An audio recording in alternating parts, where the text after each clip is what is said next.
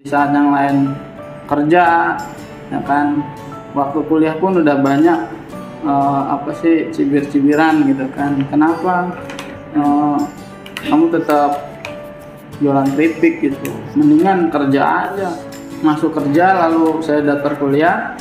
Semester 4 saya memutuskan untuk resign dari pekerjaan saya dan saya mencoba meneruskan usaha yang kemarin sempat Lantar. Iya, telantar ya kan. Nah, akhirnya saya izin sama teman-teman, dibolehkan saya jalan sendiri sekarang dari mulai 2016 semester 4. Nah, saya biaya kuliah dari hasil ini, Pak. Wow. Hebat banget. Sampai 300 itu banyak loh. Sebulan. sehari. Sehari 300. 300. Wow. Berarti 9 ribuan Hebat. sebulan. Ajang pembuktian tuh ya. Iya. Dari orang-orang yang mencibir Saya kamu. saya mau membuktikan ya bahwa tidak selamanya anak muda itu bekerja gitu. Ya, pesan saya sih, pesan dari para pengusaha besar ya. Yang namanya kita mau jadi pengusaha, gagal itu Biasa. biasa gitu. Itu bukan suatu kegagalan, itu suatu pelajaran sebenarnya kan. Dan itu wajib kita lewati. Ya. Kayak gitu. Jadi nggak mungkin kita menghindari, itu wajib kita lewati. Kalau bukan sekarang, jatuhnya kapan lagi?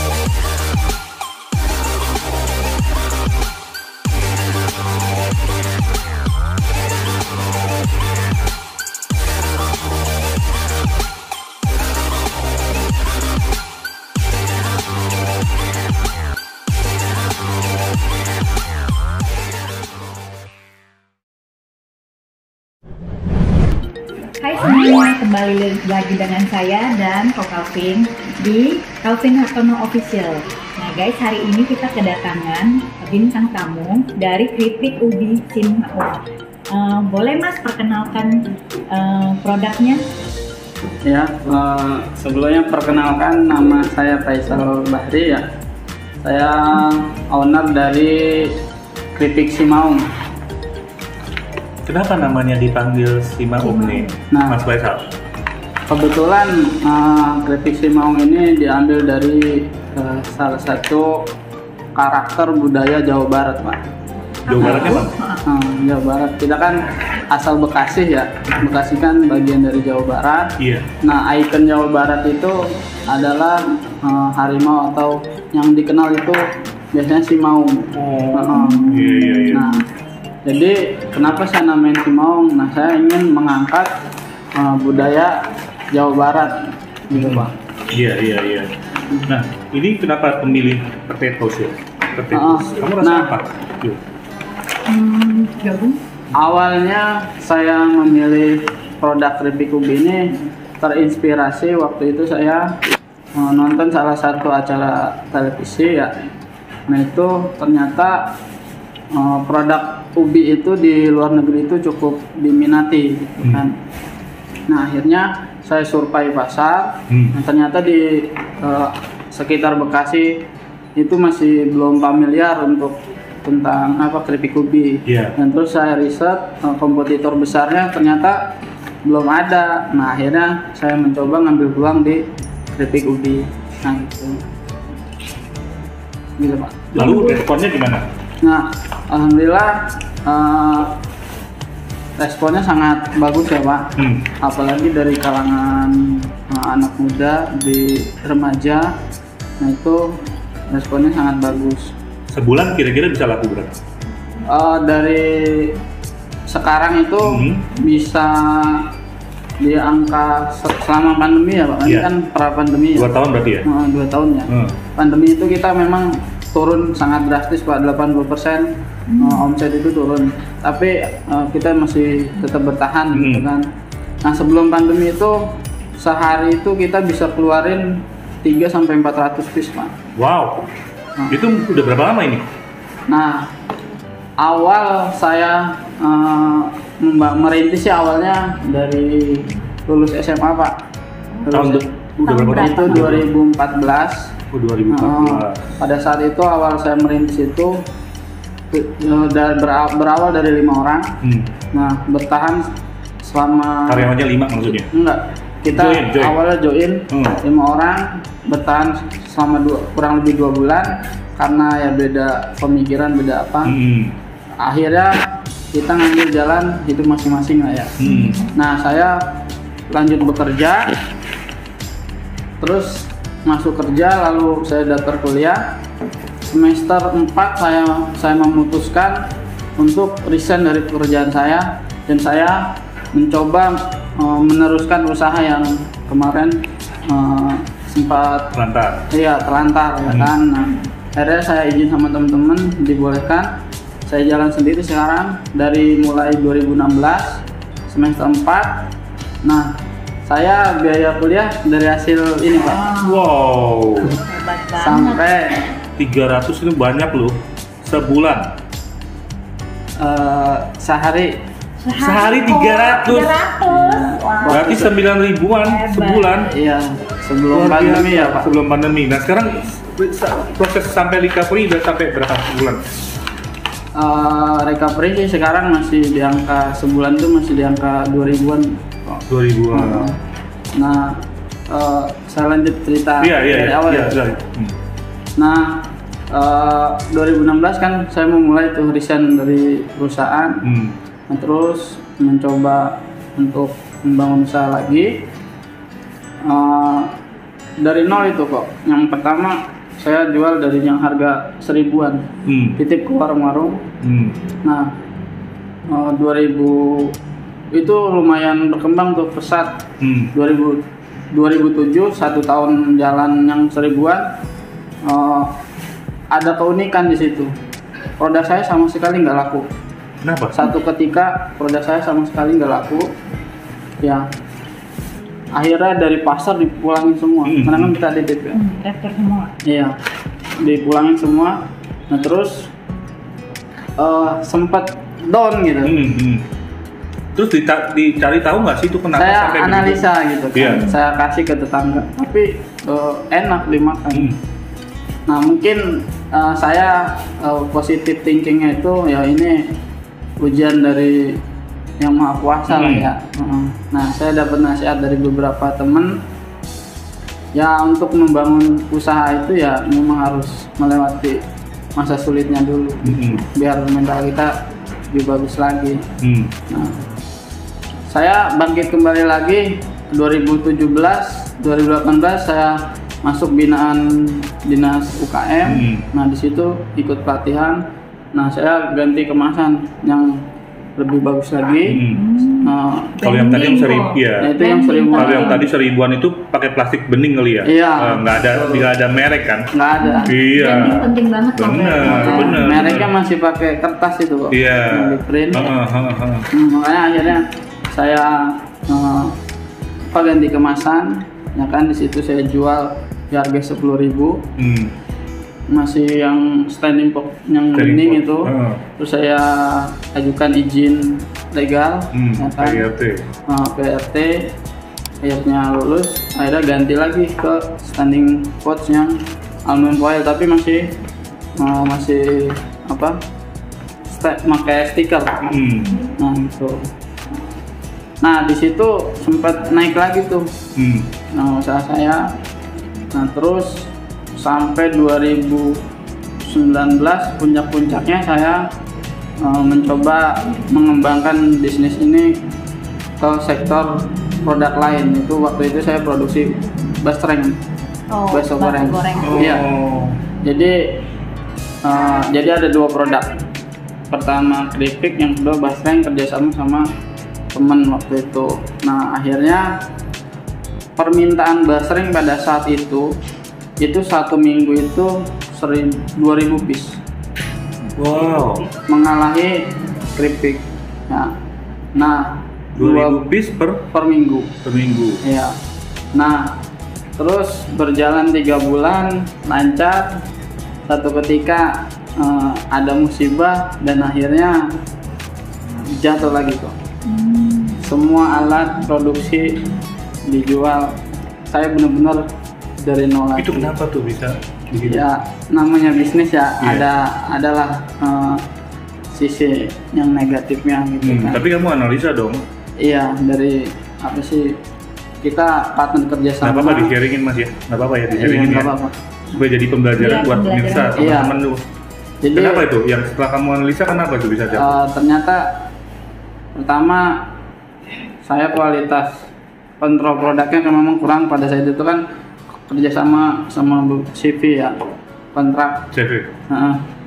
Nah, yang namanya kontrak kan harus memenuhi kualitas, standar kualitas. Nah, selain itu juga itu kesalahan saya, tidak ada, kurang ketat masalah MOU. Dan akhirnya tidak lancar di pembayaran. Itu pentingnya ya, kita memperhatikan, jadi berusaha berproduksi bukan cuma sekedar berproduksi aja. Iya. Tapi standar itu juga harus di. Iya, yang namanya saya masih jiwa pemuda ya. Ketika ada orderan sebegitu banyaknya, itu diterima tanpa memikirkan hal-hal yang lainnya, kualitas, manajemen keuangan dan yang lainnya gitu. Dan akhirnya saya jatuh lagi. Itu benar-benar di titik nol karena puluhan juta gitu ruginya kan di posisi saat itu. Di saat yang lain kerja ya kan, waktu kuliah pun udah banyak cibir-cibiran gitu kan, kenapa kamu tetap jualan keripik gitu, mendingan kerja aja, gajinya udah ketahuan, bekas UMR-nya lumayan gitu. Tapi saya tetap konsisten gitu sampai saya lulus kuliah di 2018 gitu kan.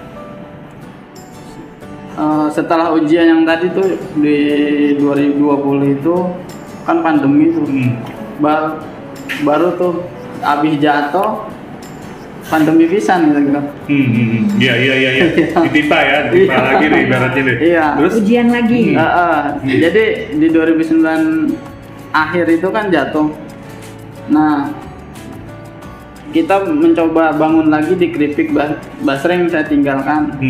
Ya kan, pesan dari orang tua fokusin dulu satu, kalau udah besar baru ke yang lain lagi. Iya, betul itu penting. Terus akhirnya saya fokusin keripik. Jalan 2 bulan, Januari, Februari pandemi. Itu di Januari itu kok, itu saya udah sempat normal lagi. Pemesanan keripik itu sehari bisa 400-300 piece. Wah, banyak loh itu. Iya. Online ya berarti? Belum online? Udah online, udah offline juga. Nah, reseller saya itu rata-rata anak sekolahan, anak SMA. Bahkan ada salah satu reseller saya itu bayaran sekolah itu dari hasil keripik. Kamu sudah bisa menyerap tenaga kerja berarti kan? Iya. Nah, pada saat itu malah yang basreng itu sempat menyerap tenaga kerja itu sekitar 14 orang. Wow. Kokavin hebatnya sekarang ini ya, anak-anak muda dari SMA aja udah mau kerja. Tapi ya, dari modalnya tekun dia. Iya, dan dia nggak patah semangat ya. Iya, jadi walaupun teman-temannya juga meninggalkan kamu kan? Iya. Tapi karena dia percaya. Konsisten deh. Itu kita belajar banyak ini. Iya.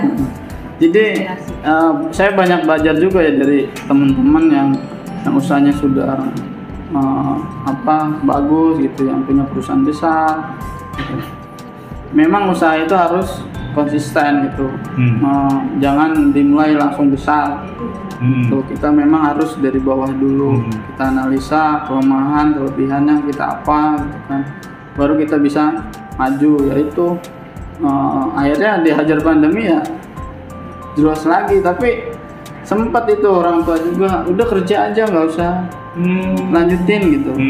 Kan udah berapa kali jatuh ya, jadi orang tua tuh kayak udah kasihan gitu ya, iya gitu. Apalagi pada situ kan baru lulus kuliah pisan itu, namanya orang kampung kan pengen dipandang orang tua gitu. Anaknya sarjana tapi nggak punya kerjaan. Aku manajemen kewirausahaan. Oke. Pas. Iya. Sama. Terus? Jadi orang tua juga sempat banyak cibiran dari orang tua nggak dukung ya, gitu. malah suruh kerja ya. Yang namanya karena udah kena. Iya, hantamannya berkali-kali kan.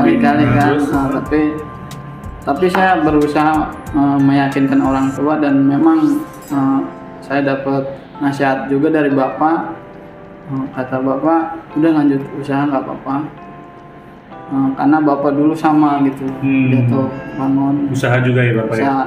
Alhamdulillah saya lahir dari keluarga yang semuanya usaha. Iya. Mentalnya udah lumayan benar.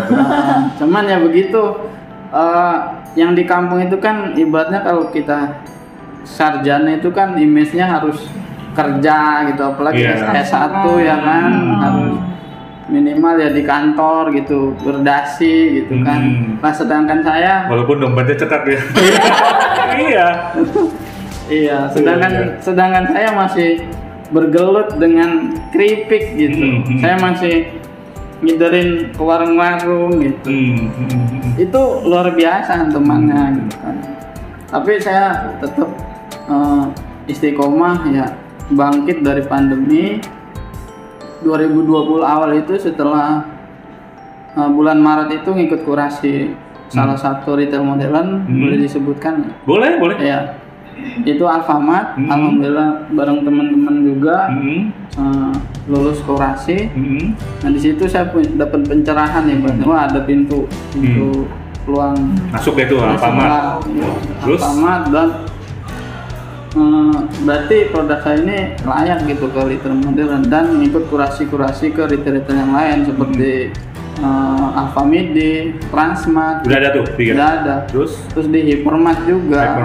Terus di Papaya. Udah banyak. Hebat. Iya. Itu buah dari kegigihannya, Mas Faisal. Jadi ajang pembuktian tuh ya, dari orang-orang yang saya mau membuktikan ya bahwa tidak selamanya anak muda itu bekerja gitu. Ya pesan saya sih, pesan dari para pengusaha besar ya.